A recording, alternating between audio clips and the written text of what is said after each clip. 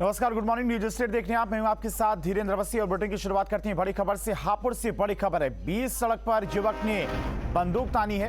फिल्मी स्टाइल में युवक ने बंदूक तानी है और मामूली कहासुनी को लेकर विवाद हुआ था। घटना सीसीटीवी कैमरे में कैद हुई है। पुलिस ने आरोपी युवक की तलाश शुरू कर दी है। हापुड़ सिटी कोतवाली क्षेत्र की घटना बताई जा रही है। देखिए, तस्वीरें भी सामने आई किस तरह से 20 सड़क पर सरेआम लोगों की भीड़ के बीच में एक शख्स पिस्टल तानता हुआ नजर आ रहा है। फिलहाल यह करतूत सीसीटीवी कैमरे में कैद हो गई और इसी सीसीटीवी के आधार पर पुलिस अब इस युवक की तलाश में जुट गई है। हापुड़ सिटी कोतवाली का यह मामला बताया जा रहा है।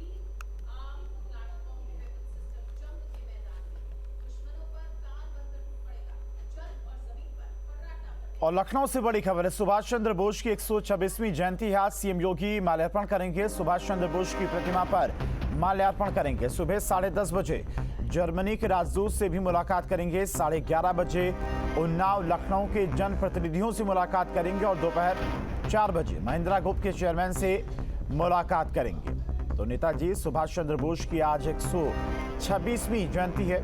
मुख्यमंत्री योगी आदित्यनाथ आज सुबह 10:30 बजे उनकी प्रतिमा पर माल्यार्पण करेंगे, उनको श्रद्धांजलि देंगे और उसके बाद जर्मनी के राजदूत से मुलाकात करेंगे। 11:30 बजे उन्नाव और लखनऊ के जनप्रतिनिधियों से मुलाकात करेंगे और दोपहर 4 बजे महिंद्रा ग्रुप के चेयरमैन से मुलाकात करेंगे।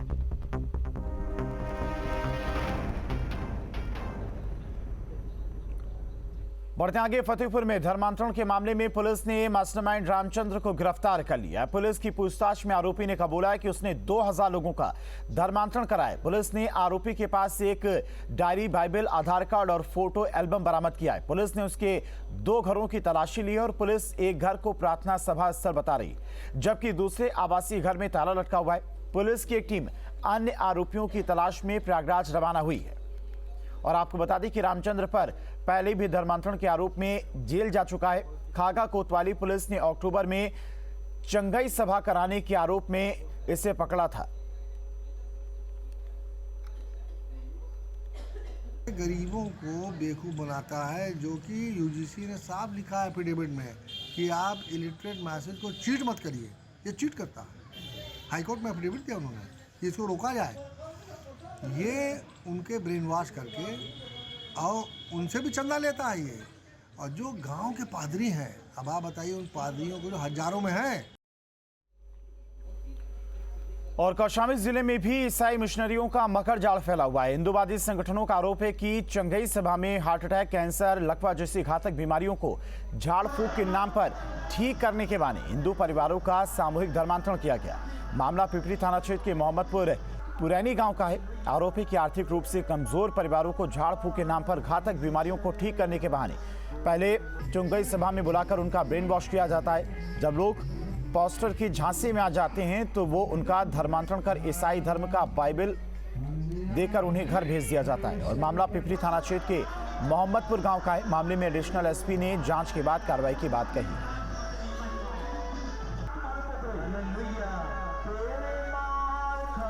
एक वीडियो आप द्वारा दिखाया जा रहा है, जिसमें ये दिखाया जा रहा है कि कुछ एक आध लड़की और कुछ महिलाएं हैं, कोई कार्यक्रम हो रहा है, उसमें लेट जाती हैं और एक आदमी उनको कुछ इलाज टाइप का कुछ कर रहा है। इस वीडियो की पूरी तरह जांच कराने के लिए क्षेत्राधिकारी चाइल्ड को बताया गया है। वो जा रहे हैं, देख के बताएंगे कोई कहाँ का वीडियो है और क्या कार्यक्रम हो रहा है वहाँ, किस टाइप की वहाँ सभा होती है। जो सच्चाई होगी, अंधविश्वास फैलाने या धार्मिक परिवर्तन की बात होगी तो उस पर तत्काल विधिक कार्रवाई। धर्मांतरण को लेकर के मैंने ज़िले में कई बार उच्च अधिकारियों से इसकी शिकायत किया, फ़ोन के माध्यम से भी किया। ये फतेहपुर में इसकी जब कार्रवाई शुरू हुई तो वहाँ के जो लोग थे वो आकर फतेहपुर और के लोग कौशाम्बी और प्रयागराज में आकर शरण ले लिए।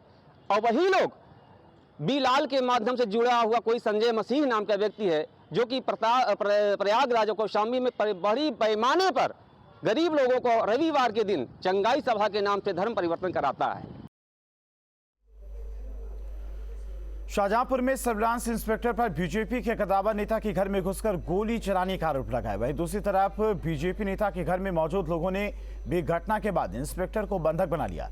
सूचना के बाद मौके पर पहुंचे पुलिस अधिकारियों ने बमुश्किल इंस्पेक्टर को छुड़ाया और विवाद बीजेपी नेता और इंस्पेक्टर के बीच पैसे को लेन देन को लेकर बताया जा रहा है। फिलहाल पुलिस ने आरोपी सर्विलांस इंस्पेक्टर को निलंबित कर जाँच शुरू कर दी है।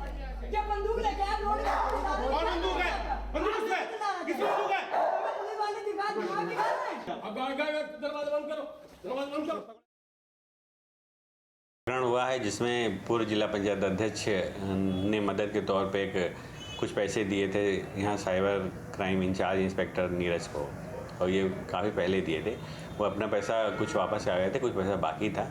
नीरज यहाँ से स्थानांतरित हो गया अन्य जनपद के लिए, तो वो अपने पैसे मांग रहे होंगे। इसी बात को लेके कुछ वाद विवाद हुई, बात बढ़ गई। नीरज उनके आवास पे गए और उनसे साथ अभद्रता की। इस मामले में पुलिस वहाँ पर पुलिस के अधिकारी पहुँचे, उन्होंने मामले को शांत कराया। इसमें इंस्पेक्टर को तत्काल प्रकरण के संदर्भ में निलंबित कर दिया गया है। जो धमकी दी है उससे जान का खतरा है, से भी वैसे भी अधिकारी के माध्यम से कि उनको निलंबित कर दिया गया। एसपी सिटी उसकी जांच कर रहे हैं, हमारे बयान दर्ज कर लिए गए हैं। आगे की कार्रवाई विभागीय पुलिस अधिकारी लोग करेंगे, हमें भरोसा है। रामचरितमानस को लेकर अभी विवाद थमा ही नहीं था कि यूपी से एसपी नेता स्वामी प्रसाद मौर्य ने रामचरितमानस पर सवाल खड़े कर दिए, जिसके बाद मामला पूरा गर्मा गया है। देखिए,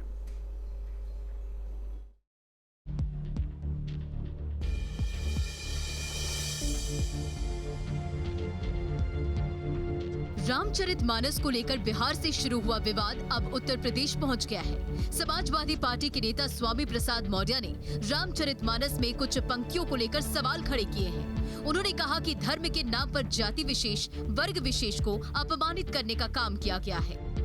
उस पूरे शूद्र वर्ग को, जिसमें सभी आदिवासी, दलित और पिछड़े आते हैं, एक साथ सबको अपमानित किया गया। और वहीं पर पूरी आबादी की आधी आबादी, यानी उसमें ब्राह्मण वर्ग, क्षत्रिय वर्ग, वैश्य वर्ग, शूद्र वर्ग, सभी स्त्रियों को एक साथ रख दिया गया। स्वामी प्रसाद मौर्य ने कहा कि इन दोहों में धर्म की आड़ में दलितों, पिछड़ों और महिलाओं का अपमान किया गया है। ये वर्णाधम तेली कुम्हारा सुपच किरात कोल कलवारा, ये जाति सूचक शब्दों का प्रयोग करते हुए ये अधम जातियां, नीच जातियां, यानी नीच जात होने का प्रमाण पत्र तुलसीदास जी इस चौपाई के अंश के माध्यम से दे रहे हैं। स्वामी प्रसाद मौर्य ने कहा, हम रामचरितमानस को एक धार्मिक ग्रंथ नहीं मानते हैं। इसमें जाति और धर्म का अपमान किया गया है। सभी धर्मों का मैं सम्मान करता हूं, क्योंकि धर्म मानव कल्याण और मानव सम्मान के लिए होता है। लेकिन यदि मानवता कहीं से आहत हो रही है, मानवता का अपमान हो रहा है, तो वो धर्म का हिस्सा नहीं हो सकता। स्वामी प्रसाद मौर्य से पहले बिहार के शिक्षा मंत्री चंद्रशेखर सिंह ने भी रामचरितमानस को लेकर विवादित बयान दिया था। उन्होंने रामचरितमानस को नफरत फैलाने वाला और महिलाओं को शिक्षा से दूर रखने वाला करार दिया था। Team news state. जैसे ही मौर्य ने रामचरितमानस पर सवाल खड़े किए, बीजेपी ने समाजवादी पार्टी को घेरना शुरू कर दिया। अयोध्या के साधु संत भी इस बयान से काफी खफा दिखाई दिए। दिखाते मानवता कहीं से आहत हो रही है, मानवता का अपमान हो रहा है, तो वो धर्म का हिस्सा नहीं हो सकता।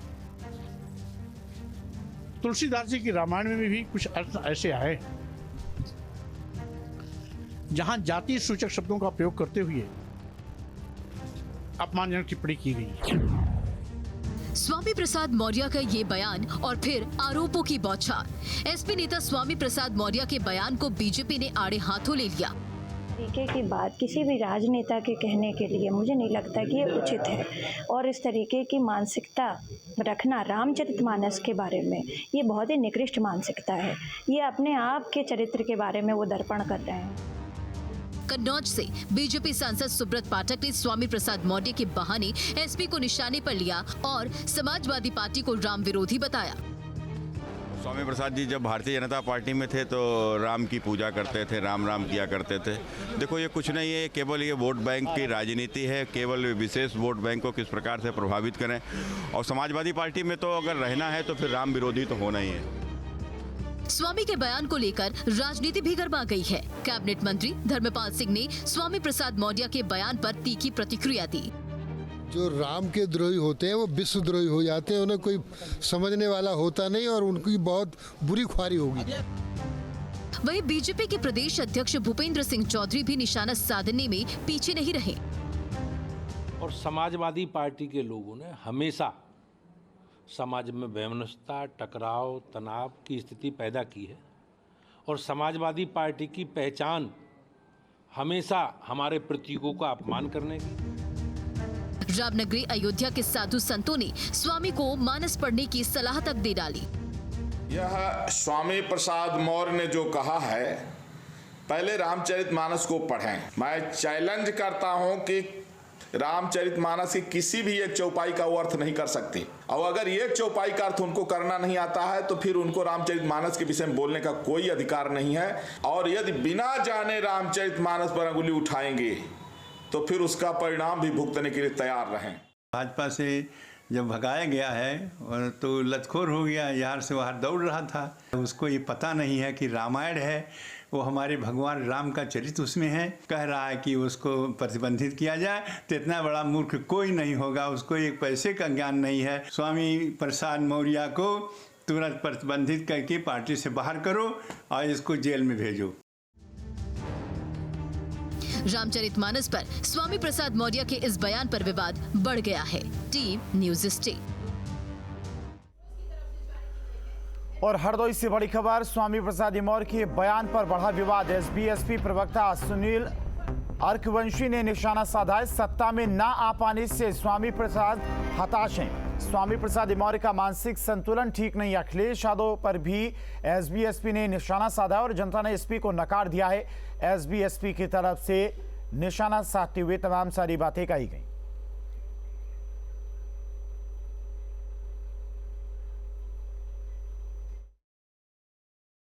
उल्टी गिनती बताने वाले कि जनता ने ही उल्टी गिनती शुरू कर दी है, तो अब इस तरीके के बयान का कोई मतलब नहीं है। 2022 के चुनाव में भी जो गिनती बताते थे, इनके विपरीत गिनती आने का काम हुआ, तो वही हाल इस बार भी ये बताने का काम करें और पहले से ही बता रहे हैं कि हमारी एको सीटें आने वाली नहीं हैं। ये बयान इनका ये दर्शा रहा है। तो अब अखिलेश यादव जी साफ तौर से कह चुके हैं कि अब हम पूरी तरीके से जिस तरीके से हमारे साथ 2022 में हुआ है, जनता ने उनको उल्टी गिनती गिनाने का काम शुरू किया है, तो लोकसभा में भी उल्टी गिनती गिनाने का काम शुरू करेगी। देखिए, स्वामी प्रसाद मौर्य जी जो बयान दे रहे हैं, एक तरफ तो समाजवादी पार्टी में स्वामी प्रसाद मौर्य हैं और वहीं दूसरी तरफ उनकी बेटी भाजपा से सांसद हैं। तो क्या इस बयान से पहले तो ये बताएं, क्या उनकी बेटी इस बयान से सहमत हैं? और भगवान श्री राम जो है हमारे आराध्य हैं, हम लोग उनको आज सदियों से मानते चले आए हैं। लोग इस तरीके से टिप्पणी करना, शायद उनको जो पिछली सत्ता में रहे हैं और इस बार सत्ता में ना आ पाने की हताशा का बयान नज़र आता है। कहीं ना कहीं स्वामी प्रसाद मौर्य का मानसिक संतुलन बिगड़ चुका है। और इसी खबर पर तमाम सारी और अपडेट के साथ में लखनऊ से संवाददाता निखिल शर्मा हमारे साथ जुड़ गए। निखिल, स्वामी प्रसाद मौर्य की तरफ से जब से बयान दिया गया रामचरितमानस को लेकर, तब से सियासी पारा कहीं ना कहीं गर्म होता हुआ नजर आ रहा है। तमाम राजनीतिक दलों की तरफ से स्वामी प्रसाद मौर्य पर निशाना साधा जा रहा है। साथ ही साथ तमाम साधु संत भी उनके इस बयान को लेकर काफी नाराज दिखाई दे रहे हैं। बिल्कुल निश्चित तौर पर सियासी पारा उत्तर प्रदेश का इस वक्त चढ़ा हुआ है और जिस तरह से स्वामी प्रसाद मौर्य ने रामचरितमानस को लेकर बयान दिया है, उसके बाद हर तरफ से प्रतिक्रिया देखने को मिल रही है। दरअसल स्वामी प्रसाद मौर्य ने अपने हिसाब से रामचरितमानस की जो चौपाइयाँ थी उसके बारे में जिक्र किया, उन्होंने उस तरीके से उसको समझा और इसी को लेकर विरोध है। बहुत सारे संतों ने कहा कि रामचरितमानस में क्या कहा गया, उसका अर्थ क्या, ये समझना शायद स्वामी प्रसाद मौर्य के लिए आसान नहीं है। इसीलिए वो इस तरह की बातें कर रहे हैं। फिलहाल इसको राजनीतिक तौर पर अगर देखें तो समाजवादी पार्टी के लिए बेहद नुकसानदायक हो सकता है, क्योंकि भारतीय जनता पार्टी को जब से ये मुद्दा कल शाम से मिला है तब से लगातार भारतीय जनता पार्टी हमलावर है। वो ये समझाने की कोशिश कर रही है दरअसल पूरी समाजवादी पार्टी ही रामद्रोही है।